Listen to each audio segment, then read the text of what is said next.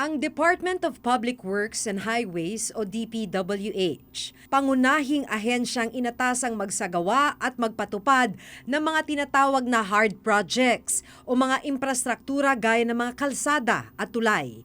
Pero ang ahensyang ito minsan na ring itinuring bilang most corrupt government agency sa Public Perception Survey ng Pulse Asia noong 2009.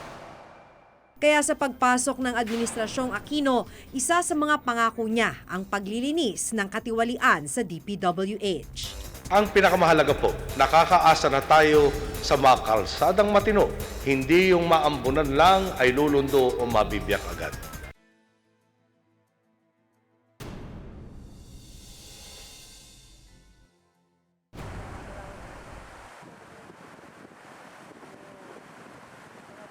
Sa pananalasa ng Bagyong Reming noong taong 2006, maraming bahay, kabuhayan at infrastruktura ang nawasak at nasira sa probinsya ng Albay. Kabilang sa mga nasira at tinangay ng baha, ang Kilikao-Binitayan Bridge, tulay na nagdurugtong sa mga barangay ng Binitayan, Kilikao, Alcala, Matnog, Banadero, Budjao at Mabinit. Halimbawa, yung eskwela, kinakargayan ng 2 tao diyan kasi wala pa ng yung tulay na kumbaga temporary.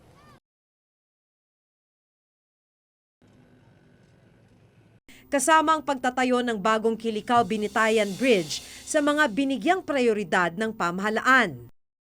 Kaya noong taong 2008, naglabas ng 40 million pesos para maitayong muli ang nawasak na tulay. Ayon na rin ito sa Special Allotment Release Order o SARO na aming nakuha. Ang DPWH Region 5 ang implementing agency ng proyekto. Ang High Tone Construction and Development Corporation ang kontraktor naman ng proyekto. Galing naman ang pondo sa Calamity Fund ng Calamity Assistance and Rehabilitation Effort o CARE ng National Disaster Risk Reduction and Management Council o NDRRMC. Nasa ilalim ng Department of National Defense o DND ang NDRRMC. Kasama si Gregorio Lipa, isang private contractor at kasapi ng Bicol Contractors Association. Sinadya namin ang tulay at ito ang aming nadatnan. Mula ng simula ng proyekto noong 2008, mga poste o column na magsisilbing paa ng tulay lang ang naitayo. Dahil maglilimang taon nang nakatiwangwang ang proyekto, kinakalawang na rin ang mga bakal dito. 40 million pesos ang ginastos para sa pagtatayo ng mga posting ito. Ayon sa Program of Work ng DPWH Region 5, ito raw ang Phase 1 ng proyekto. Pero sa pagsusuri ni Gregorio Lipa, malaki raw masyado ang halagang 40 million pesos para lamang sa pagtatayo ng mga poste ng tulay. Sa akin, itong nakikita ko ngayon mga nakabaon ditong mga pilote, at nabibilang ko na almost 75 pieces. Sa akin evaluation, yung aking pagka-evaluate is almost 7.5 million. So ang worth ng the entire 7.5, ang isang pilote nag-cost ng 100,000 per piles na nakabaon na. So I think that is conservative enough. So that 40 million, ito na nagawa. Nakapanayam namin ang project engineer na may hawak ng Kilikao-Binitayan Bridge na si Engineer Bonifacio Avila. Hindi raw overpriced ang itinayo nilang poste para sa Kilikao-Binitayan Bridge. Yung phase 1, meron tayong program of work. Kaya na-implement na yan. Kaya yung 40 million, yan ang ginawa. How about yung sir? How about yung mga nag-implement nito? Na-monitor niyo po ba? Kung bakit ganito lang po yung natapos? Yes, monitored.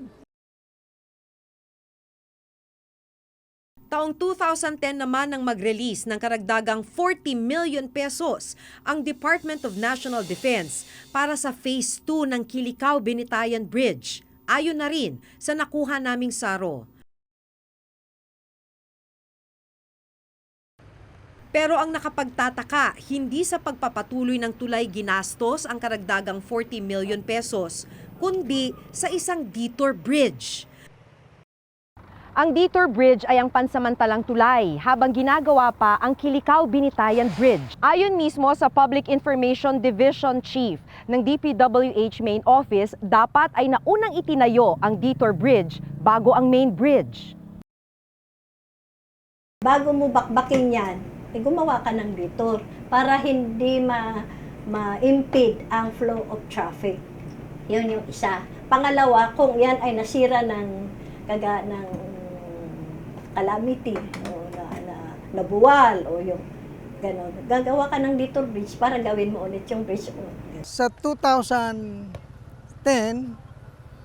we requested yung 110 billion for the completion itong bridge na yan. Ang SARO, 40 million. Di na-release yung 40 million. So, naibid na yung 40 million for the construction of approaches and itong detour bridge. Ito pong detour nito. Sir, are we saying po na yung 40 million na yun, ito na po yung bridge na yun? Yes. Gaya ng obserbasyon ni Gregorio Lipa sa halaga ng mga posteng itinayo, malaki raw ang 40 million pesos para sa isang detour bridge. This detour bridge, nakikita ko, I think it worth only to 10 to 15 million. Tapos na yung detour bridge na yan, sa aking computation. Dahil one lane lang ang detour bridge, nagkakasalubong at naghahalinhinan pa ang mga dumaraang sasakyan. Isa si Melvin Jasalva, tricycle driver, sa mga araw-araw na dumaraan dito sa detour bridge na ito. Hindi raw sapat ang maliit na tulay na ito upang mapagserbisyuhan ng maayos ang halos 10,000 residente na dumaraan dito kada araw. Lubak-lubak po yung namin, kalsada. Maano po yung sana namin, sa gulong. Isa pa kung minsan po yung mga pasahero namin, kami pa napapagalitan eh. Dahil kung minsan nauuntog sila sa ulo eh, dahil sa lubak-lubak. May halong pangamba rin daw ang bawat pagtawid niya dito sa tulay na ito. Kapansin-pansin kasi ang pangangalawang na ng pundasyon ng tulay. Kung minsan makikita mo dyan, kinakalawang na nga eh. Paano kung mag-iba yan? May dumaan na mabigat na equipment, mag-iba. Kami din naman maapektuhan eh. Pag nag-iba na yan, wala na naman kami. Wala na naman tulay. Mataas na baha, kagaya ng Riming. Baka yung detour na yan, hindi na natin makita yan. Kahit anong mga frame dyan, hindi natin malaman kung saan yan pumadpad. Makikita naman, di ba? Bumubulok na nga eh. So you're satisfied as a project engineer that this is worth 40 million, sir? Ang proyekto ng Kilikao-Binitayan Bridge ay ang epektibo sanang solusyon para permanente nang magkaroon ng daan ang mga residente ng bayan ng Daraga patungong Legazpi City. Umabot na sa 80 million pesos ang pondong ginastos para sa pagpapagawa ng Kilikao-Binitayan Bridge. Mas mabibigyang linaw sana kung paano ginastos ang pondo kung maibibigay ng DPWH ang completion at project profile ng proyekto. Pero hindi nila kami pinagbigyan. Tanging SARO at Program of Works lang ang ibinigay sa amin.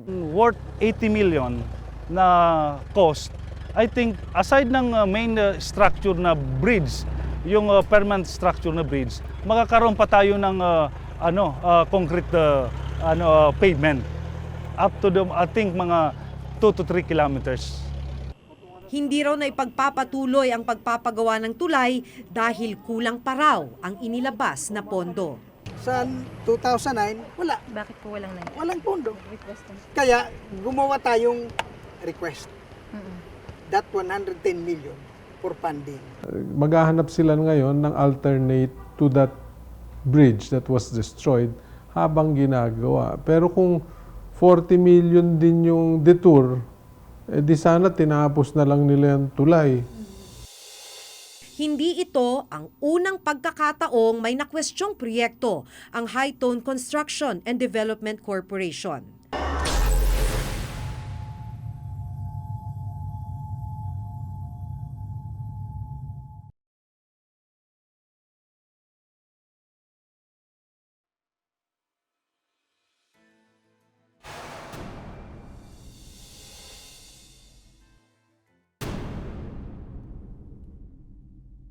Una ko nang nabisita ang ilan pang mga infrastructure project dito sa Albay noong nakaraang buwan. Binisita namin ang mga road project na pinuna ng Commission on Audit o COA sa kanilang 2007-2009 Special Audit Report.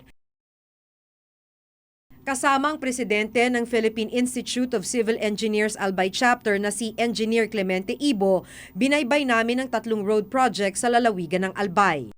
Sa nakuha naming kopya ng project profile ng Mariawana Mantao Road Project mula sa DPWH Region 5, nakadeklara na 100% completed na ang proyekto noon pang 2009. Ang halaga ng proyekto, 38 million pesos. Kasama sa proyekto ang road opening na may habang 1.5 kilometers, drainage, slope protection at concreting nito. Pero walang konkreto, walang drainage at walang matinong kalsadang makita. Parehong hawak ng kontraktor na High Tone Construction and Development Corporation ang Kilikao-Binitayan Bridge sa bayan ng Daraga at Mariawana Mantao Road sa Legazpi City.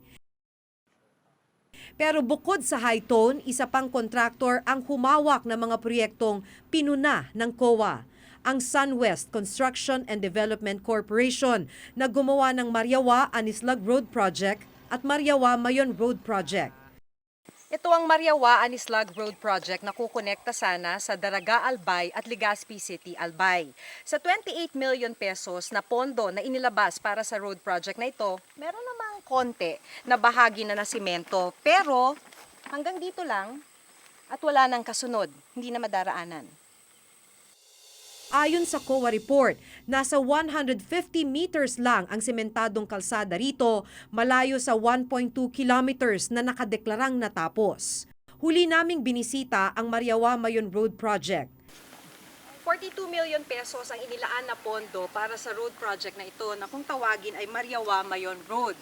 Sa 42 million pesos na yan, dapat nakasemento na siya ng 1.76 kilometers. At ayon sa completion report ng DPWH ay 100% completed ang road project na ito. Pero ayon sa COA, at makikita nyo naman, sa 1.76 kilometers na yan, 297 meters lamang ang nasemento. Hinanap ko ang project engineer ng mga proyektong ito upang matanong kung bakit ganito ang naging kalagayan ng mga road projects. Sir, tignan nyo ha, pinicturean ko dahil ito yung Mariawa na Mantao Road. Okay. So sinasabi nyo po sa akin, Maganda by po the yan. standards of DPWH, ganito ang itsura ng kalye after 4 years? Yes, ma'am, Because siguro. because you cited 100% No, because there completed. was no maintenance at this time. As this moment, walang maintenance yan. Ito naman, sir. Gano'n naman ang kalsada. Pag walang maintenance, siyempre masisira. Ito po yung Mayon Road Mariawa Mayon Road. Ito po yun. At ito, itong kalye pong to, ay 42.7 million pesos, sir. So, ganito na po ba ang 42.7 million Sa pesos? ngayon po, pero during the time of the implementation project, hindi ganyan. Ito pa yung isa, sir. And this cost, this was 28 million pesos. Yes. Ito po ilang metro lang. Putol na. Hindi nga nagagamit, sir Talaga Nasa ni- gitna ng kawalan dahil putol end to end. Basta Hindi na siya connected. Ang ano namin po dyan, in-implement namin ang project. Wala kang magagawa. In-implement yung dumaan sa proper dumaan sa Commission on Audit, dumaan sa Inspectorate, lahat na proseso sinunod namin. Ayon sa dokumento, ang High Tone at SunWest ay pag-aari ng pamilya ko. Ang High Tone Construction and Development Corporation ay nakapangalan kay Congressman Christopher Ko. Samantalang ang SunWest Construction and Development Corporation naman kay Elizalde Co, ang nakatatandang kapatid ni Congressman Co. Si Congressman Christopher Co ay kinatawa ng Ako Bicol Party List, samantalang si Elizalde Co naman ang tumatayong chairperson nito.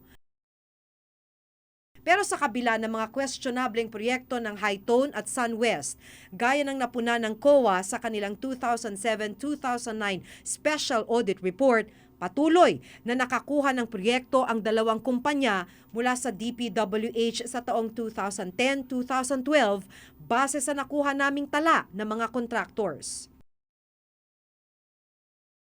Mula 2010 hanggang 2012, umabot sa 800 million pesos ang halaga ng nakuhang proyekto ng Hi-Tone. 1 billion pesos naman ang halaga ng nakuhang proyekto ng SunWest. Wala naman kaming basis eh.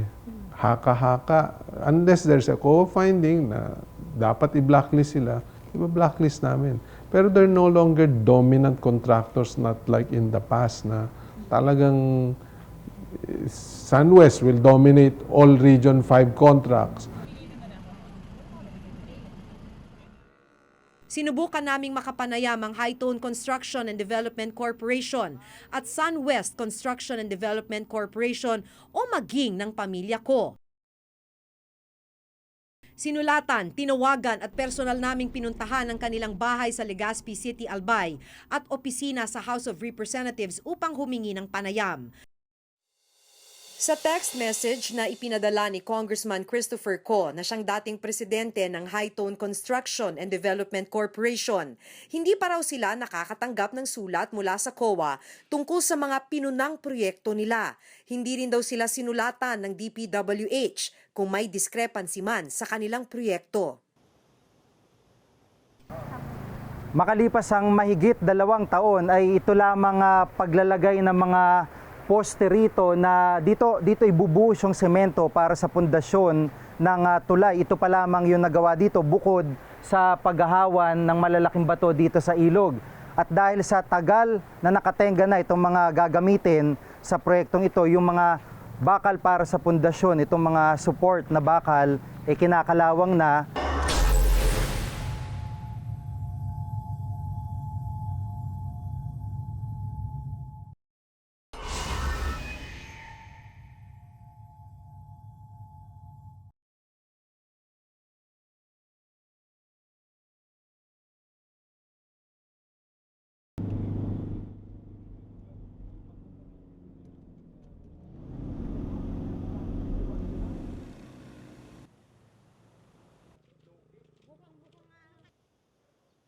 Taliwas ang karatulang Men at Work na aming nadatnan sa liblib na barangay ng Buenavista dito sa Nagcarlan, Laguna. Wala kasing anumang konstruksyon na nagaganap sa lugar. Ang Buenavista Bridge Project may higit 2 taon nang nakatenga.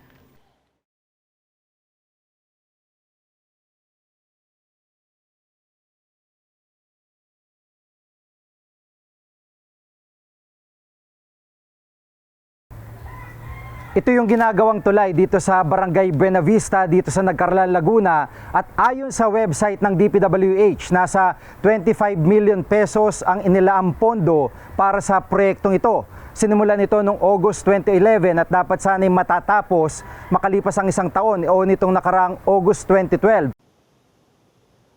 Tanging mga metal brace na paglalagyan ng semento at mga kinakalawang na bakal ang aming naabutan. Nakatenga rin ang mga equipment na gagamitin sana para sa pagtatayo ng tulay. Makalipas ang mahigit 2 taon ay ito lamang paglalagay ng mga poste rito na dito ibubuhos yung semento para sa pundasyon ng tulay. Ito pa lamang yung nagawa dito bukod sa paghahawan ng malalaking bato dito sa ilog. At dahil sa tagal na nakatenga na itong mga gagamitin sa proyektong ito, yung mga bakal para sa pundasyon, itong mga support na bakal, kinakalawang na at tanging ito lamang mga equipment yung nakikita natin dito at araw-araw daw pinapainit naman to o wina-warm up yung makina.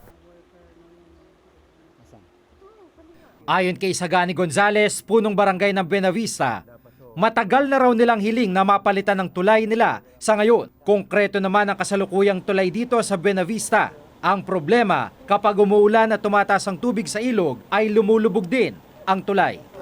Anong dahilan bakit po nag-request kayo ng tulay? Gawa nga ng ika nga sa bahan nga. Pag sa panahon ng talagang tag-ulan, sobrang lumaki ang tubig. O halos hindi na madaanan. At saka isa pa, ultimong dumaan dito ng truck ng DPWH, nagkalabog dyan.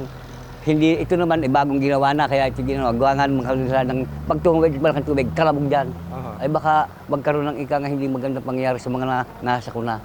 Mabuti kung buhay, kagaya nga nung dalawa, namatay nga rito sa ano eh. 20 taon na nakakaraan ng masawi ang ina ni Aurea habang tumatawid sa tulay. Tinangay ang kanyang ina ng malakas na ragasan ng tubig sa ilog. 1989. Bali ayun, pumasok ako nga sa school noon. Tapos pag uwi ko, naglalakad kami magkakaklase.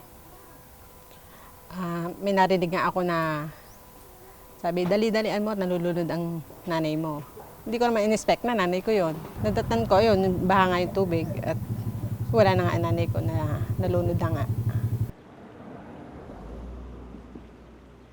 Yung mga harang dito sa tulay na ito, karamihan sa kanila wala na kung makikita nyo dahil kapag rumaragasa yung tubig na nanggagaling sa bundok, tinutulak sila papunta dito sa ilog. At pansinin nyo rin ito dahil kung makikita nyo, isa dito natira at wala naman talaga siyang kasupo-suporta, hindi nakahukay, kundi parang idinikit lamang dito sa tulay na ito. Kaya madali rin siyang masira kapag lumakas na ang tubig baha sa lugar na ito. Hiniling daw ng mga residente ng barangay sa dating kongresista ng 3 distrito ng Laguna na si Ivy Arago na may pagawa ang tulay. Pero git ni dating Congresswoman Arago, idinirekta niya ang hiling ng kanyang sasakupan sa DPWH. Noong pong in-inspection po to ng DPWH, nalaman po namin na malaki po yung halaga na kailangan para po ito mapagawa, na hindi po kaya ng pork barrel o PDAF ng distrito.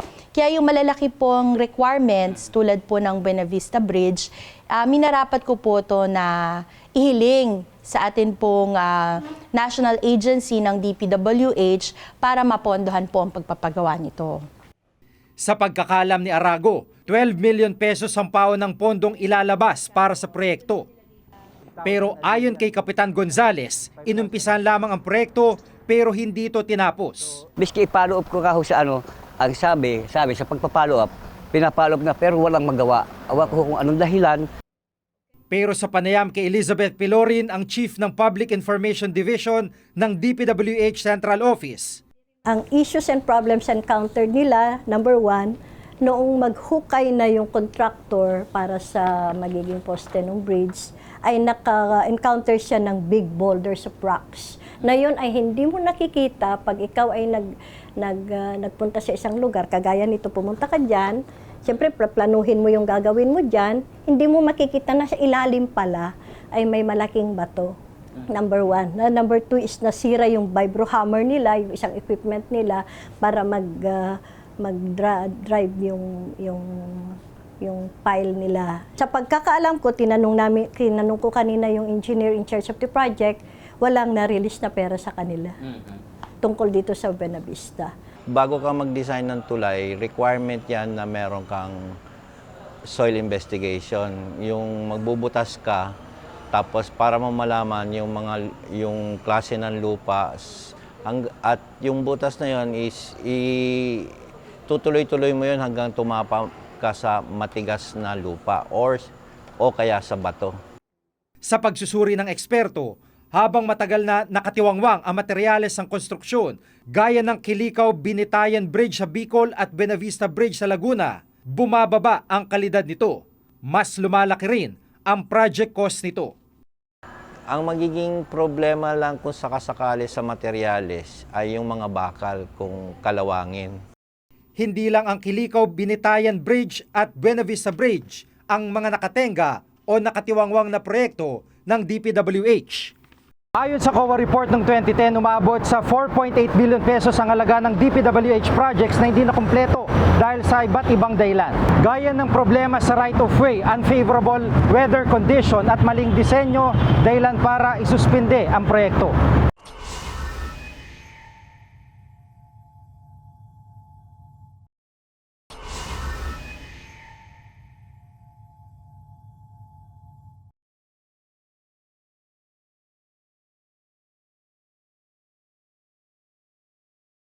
Sa susunod na linggo ang mga umano'y natuklasan pang irregularidad sa mga proyekto ng DPWH.